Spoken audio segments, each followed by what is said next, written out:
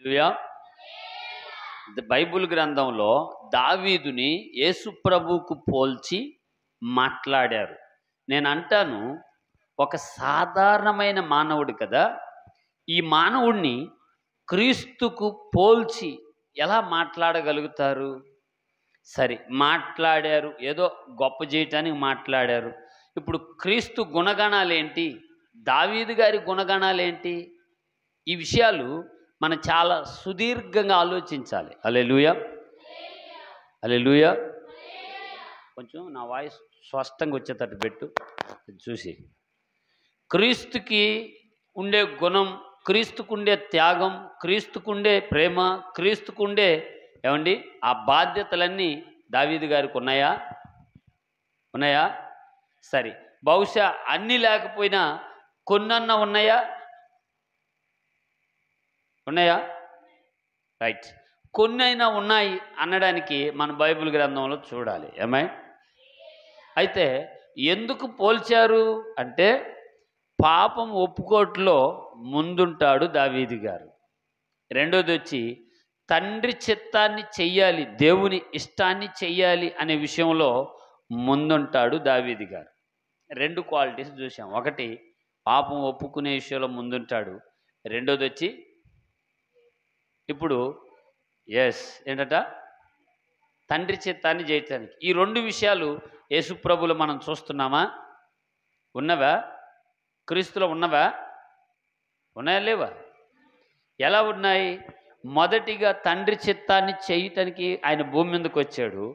రెండోది పాపుల పాపాన్ని ఒప్పుకోవడానికి తండ్రి ఎదుట నిలబడ్డాడు. చెప్పండి, పాపుల పాపాన్ని, క్రీస్తులో పాపం లేదండి, క్రీస్తులో పాపము లేదు.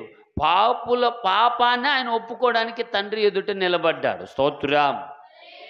ఇంకా మూడోది వస్తే క్రీస్తుకి కలిగి ఉండే గుణం ఏంటో తెలుసా? త్యాగ గుణం. ఏంటట చెప్పాలి, ఏంటట? ఇప్పుడు దావీదు గారిలో ఏడుంది ఆ త్యాగ గుణం? ఉందా? తెలుసా మీకు? ఉందా లేదా? కొందరేమో లేదంటారు, కొందరేమో ఉందా అంటున్నారు. క్రీస్తుకి త్యాగ గుణం ఉంది, దావీదు గారికి కూడా త్యాగ గుణం ఉంది. ఎక్కడుంది, ఎలా ఉంది అని చూస్తే బైబిల్ గ్రంథంలో తన కుమారుడే తనను చంపడానికి కొందరిని తీసుకొని ప్రయాణం చేస్తే పట్టణాన్ని పరిపాలిస్తున్న రాజు ఆయన. ఎవరట? దావీదు పట్టణమును యెరూషలేమును పరిపాలిస్తుండే రాజు అయినప్పటికీ కూడా ఆ పట్టణాన్ని, తన ఇంటిని, తన ప్రజలను అందరిని విడిచి తప్పించుకొని పారిపోయాడు. కొట్టలేక, తిరిగి యుద్ధం చేయలేక కాదు, త్యాగం చేశాడు. వాడిని ఏలుకొని ఇలా జరగవలని నా తండ్రి చిత్తములో. ఇదే మాట ప్రభు ఎక్కడన్నారు? యేసయ్య ఎక్కడన్నారు? గెత్సెమనే తోటలో అంటాడు. వాళ్ళతో యుద్ధం చేయలేక, దెబ్బకి వారిని పడగొట్టలేక కాదు, వాళ్ళందరూ ఆయన మీదకి వచ్చి పట్టుకొని బంధించి తీసుకెళ్తా ఉంటే పిలాతు ఎద్దుకి ప్రభు అంటారు పేతురుతో, నా తండ్రి చిత్తం ఇలా జరగవలసి ఉన్నది, దానికి ఎదురు నిలబడకూడదు. స్తోత్రా. దావీదు కుమారుడే, దావీదు పెంచిన బిడ్డే పెద్దోడై ఆయుధం చేతబట్టి చంపేస్తానంటూ పరిగెడితే దావీదు గారు ఒక్క దెబ్బకు కొట్టి మట్టిలో పెట్టొచ్చు అతడిని. కానీ ఇది దేవుని చిత్తమైంది, జరగని అని పట్టణాన్ని వదిలేసి ప్రాణాలు చేతలో పట్టుకొని పరిగెత్తినట్లుగా బైబిల్ గ్రంథంలో రాయబడింది. ఇది ఎన్నో క్వాలిటీ? మూడవ క్వాలిటీ. స్తోత్రం. ఇలా మన దావీదు గురించి, క్రీస్తు గురించి, క్రీస్తుని దావీదుకు పోల్చి, దావీదుని క్రీస్తుకు పోల్చి ఎందుకు మాట్లాడతారని కాస్త ఆలోచనగా చూస్తే బోలెడని విషయాలు కనబడతాయి. బహుశా అన్నీ పూర్తిగా ఉండవు, కానీ కొన్ని ఉంటాయి, కొన్ని సందర్భానికి సూచనగా ఉంటాయి. వీటిల్లో ప్రభువుని ఆలోచనకర్త అని రాయబడి ఉంది. తెలుసా మీకు? ఎవరినన్నారు ఆ మాట? యేసయ్యను అన్నారు. అనటానికి ఆయనకు అర్హుడు, ఆయన దానికి సమర్థుడు. స్తోత్రం. ఇదే మాట దావీదు గారిని కూడా అంటున్నారు ఒక ఆయన ఆలోచన. ఆశ్చర్యం కాదు, ఒక మనిషి ఆలోచించే కర్త అవుతాడా? ఎప్పుడైనా ఆలోచించారా మీరు అట్లా? ఆలోచనకర్త అంటే దాని అర్థం, ఆలోచనకర్త అంటే దాని అర్థం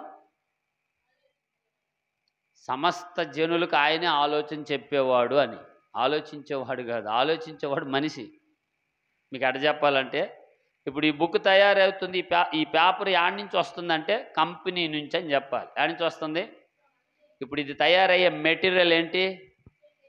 ఇది మ్యాటరు. ఆ చెట్టుని పేపర్గా తయారు చేసేదాన్ని కంపెనీ. ఆలోచన మనకు కలిగేలా చేసిన వ్యక్తిని దేవుడు అంటారు. స్తోత్రం. ఇప్పుడు ఆలోచన కర్త అనడానికి ప్రభువైన యేసుక్రీస్తు వారికి ఏమండి ఆ ఆనవాళ్ళు ఉన్నాయి. దానికి ఆయన సరిపోయిన వాడు, సమర్థుడు. కానీ ఒక వ్యక్తి దావీదుతో అంటారు, ఆలోచన కర్తవు నీవు. స్తోత్రా. ఎట్లా అంటారు ఆ మాట?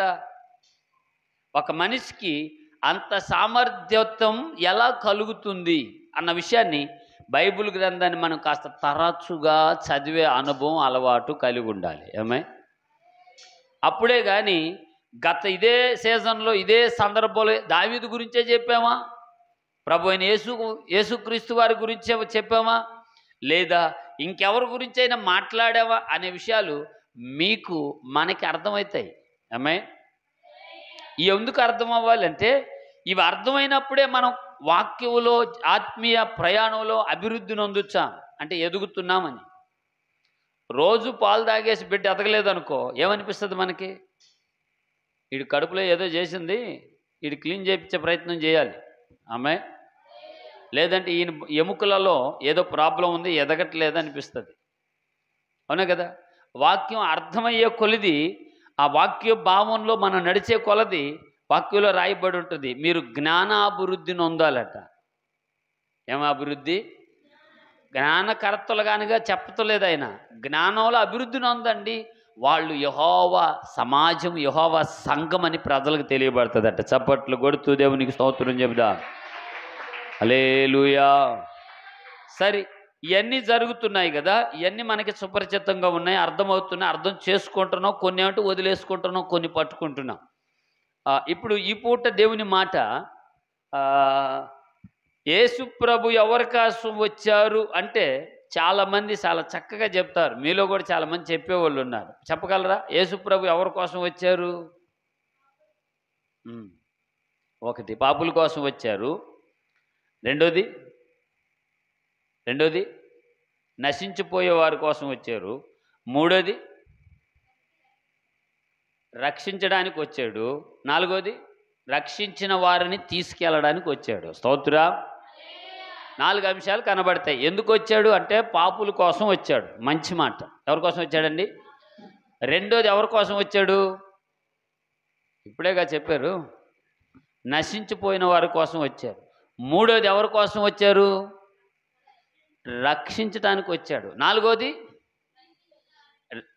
నశించిన వారిని రక్షించి, రక్షించిన వారిని తీసుకొని వెళ్ళడానికి వచ్చాడు. స్తోత్రం చెబుదాం. చెప్పబడిన ప్రతి వారిలో ఈ మాటలు నీరుకట్టు ఫలింపచేయమని యేసుక్రీస్తు నామంలో ప్రార్థించి, అయ్యా అయ్యా అనేకులకు ఆహారమయ్యాయి గింజలుగా మమ్మల్ని మార్చమని ప్రార్థిస్తున్నాము తండ్రి.